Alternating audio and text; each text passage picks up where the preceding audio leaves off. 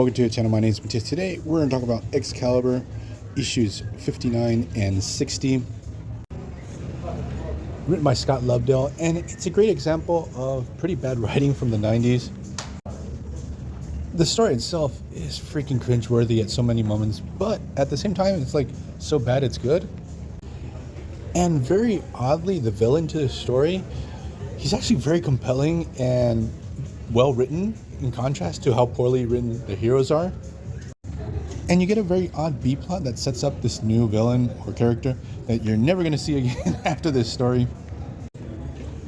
So without further ado, let's get into this. So the story starts off that Brian Braddock and his girlfriend Megan have gone to Wakanda. Braddock's company is working with Wakandan scientists to deal with the scourge of toxic waste. It's so freaking hilarious because every time they bring up this concept of toxic waste, they don't explain it ever, or what they're planning to do, or how they're going to resolve it. It's like Scott Lobdell saw an episode of Captain Planet and heard the word toxic waste. He never tried to find out what it was in the first place and just decided to add it to a story. I also have to mention that Kitty Pryde had stowed away on Brian's ship. So she with Lockheed are on this Wakandan vacation. No one knows that they're there in the first place. So back with Brian, he has been received by the King, Black Panther. They go to visit the main installations of the Wakandan scientists, which is in a cold volcano. I have no idea what that is, because it looks like a normal volcano, and we have Megan totally freaking out why they're not burning alive. Also, for some reason, Captain America and Iron Man are there. At least he's presented as Iron Man because it's the War Machine armor and Rhodey's on the inside. So then the story cuts to the evening, and we have like this Wakandan state dinner where we have Captain America and Iron Man, who has not taken his armor off, at the table, worried about eating African food. It's really hilarious. And the thing is that T'Challa doesn't want a bunch of Westerners picking at his food, so he has served pizza. Now, while all this is going down, we have Nightcrawler. He goes out on a date with Sarais, and they go to the opera. And what happens is, in the middle of the function, this guy that's wearing this like old school knight armor starts an attack. His name is the Errant Knight. Actually, it's not the Errant Knight, it's the Knight Errant. Sorry, the name's sort of weird. Attacks and kills like the sleazy businessman, and the thing is, he makes a run for it. Nightcrawler and Sarais try to engage with them, but they fail to stop him.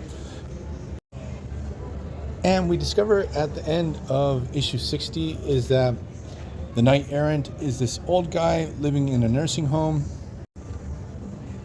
that at nighttime he goes out to work as a vigilante. It's an interesting concept that we never see again. So back at the Wakandan dinner, a villain called Icon attacks, who seems to have a real issue with the modernization of Wakanda. He feels like his country is losing its way, and that modernity has brought the scourge of toxic waste. Again, the idea of toxic waste. The thing is, Icon attacks, and he can create like these Icon zombies. The thing is, our heroes are surrounded. So Black Panther has no idea that Brian Braddock is Captain Britain. This vibranium safe room comes out of nowhere, like out of the ground, and encapsulates Brian Braddock and Megan in there. So Brian and Megan want to chip in this battle against Icon, but they don't want to reveal that they are superheroes. So first with Megan, since she's a shapeshifter and an empath, and she's in an African country, she can change into a black woman. I have no idea if that's problematic for anyone, but the thing is, it's the second time that she does this. While Brian Braddock burrows his way out, and to hide his identity, he puts mud in his hair and rips all his clothes off, and he looks like Tarzan. And the thing is that he swings into action literally on a vine. Again, it's really bad. We also have Kitty Pryde pop out of nowhere. She joins into the battle. So now we have Icon sort of losing it with this whole situation. Like, he's desperate. He has no idea where all these superheroes came from. You start feeling really bad for the guy, and he just starts to give up, and he has like this total crisis. And he starts morphing back to being a normal person, and T'Challa knows who this guy is. He's a really respected scientist from Wakanda whose son died thanks to toxic waste. And all of a sudden the story like changes tone, and it gets really serious, where Black Panther is dealing with the fact that this guy that he respects has rebelled against his king, basically as an act of sedition.